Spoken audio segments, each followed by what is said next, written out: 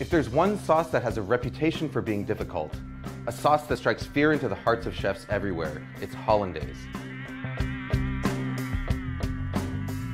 Now Hollandaise, just like mayonnaise, is a fat and water emulsion.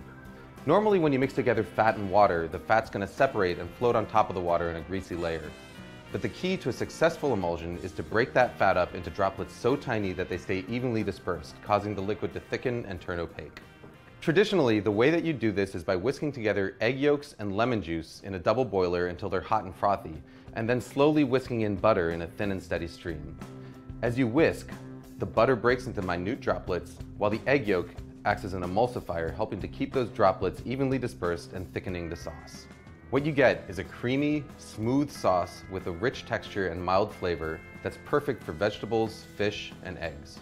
But there's a lot of ways it can go wrong. If you don't whisk fast enough, or if you add your butter too fast, the sauce will end up greasy and broken. If you don't cook your eggs enough, it won't thicken properly, but if you cook them too much, you end up with broken scrambled eggs. The fact of the matter is, if you want to learn how to do it the traditional way, the road to perfect hollandaise is paved in broken sauces. But here's the good news. There's an alternative method that is completely foolproof, produces a hollandaise that's every bit as good as the traditional version, and takes about a minute start to finish. All you need is a small pot, a glass measuring cup, and a hand blender with a cup that barely fits its head. We start by combining an egg yolk, a teaspoon of water, a teaspoon of lemon juice, and a pinch of salt in the bottom of a blender cup. Next, we melt a stick of butter on the stovetop until it's completely hot and bubbling. It should register about 220 degrees Fahrenheit with an instant read thermometer.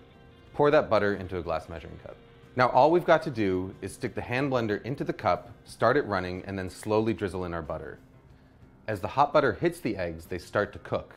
By the time you've added all of your butter, about 30 seconds later, the eggs are fully cooked and you've got a smooth, creamy, hot hollandaise sauce that is completely indistinguishable from one made using the traditional whisking method. Hollandaise is at its best right when you make it, but if you want to store it, your best bet is to keep it in a small, lidded pot in a warm spot somewhere near your stove. Just make sure that you use it within a couple of hours.